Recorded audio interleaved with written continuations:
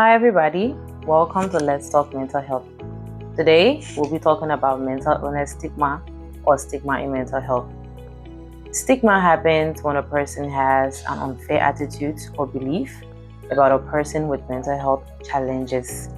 And this comes about when a person who has mental health challenges or mental disorders is being labeled based on their illness or the symptoms they are presenting.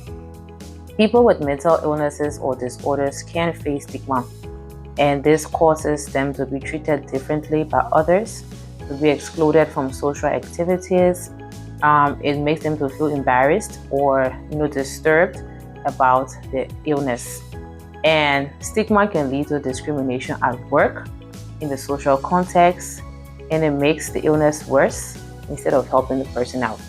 Some examples of stigma in mental illness: you may hear somebody saying, "Oh, he's crazy," or "she's schizophrenic," or sometimes people are made fun out of when they're going to seek help with mental health challenges.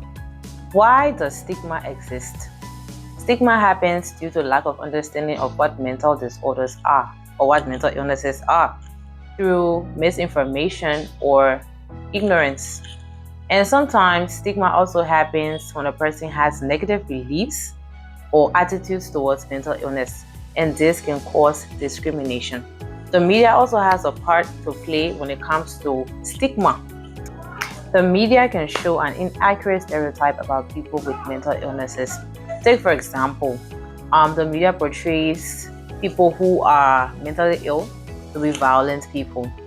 This can promote the myth that people who are mentally ill are violent. And research shows that people with mental illnesses are more likely to be victims of violence than perpetrators of violence. How does stigma affect people with mental illnesses? Dealing with the effects of being treated differently can increase the feelings of isolation and can even make the mental illnesses worse. Many people say that dealing with stigma and discrimination is way harder than dealing with the mental illness itself. Stigma can cause people with mental illness to miss out on work, to be bullied or excluded from social gathering, to feel unworthy, and to also be victims of violence. A person now with mental illness may be watching and asks, how can I deal with stigma? First thing first, do not avoid getting treated. Do not be afraid of the labeling or the discrimination, and it stops you from getting the help that you need. Number two, do not believe that you're your sickness. For example, a person with a broken ankle is not a broken ankle, and so are you. Number three, don't take it personally. Most people that are involved in stigmatizing or discriminating against people with mental illness have little to no understanding of what a mental illness is. Number four, make research. Learn about your disorder. Mental illness is common and it can happen to anybody, so use those facts against people that don't know what a mental illness is. Number five, stand up to negative stereotypes and misinformation. Number six, tell your story if you want, especially if it will make you feel comfortable about your mental illness, and it will also be a source of support for someone else.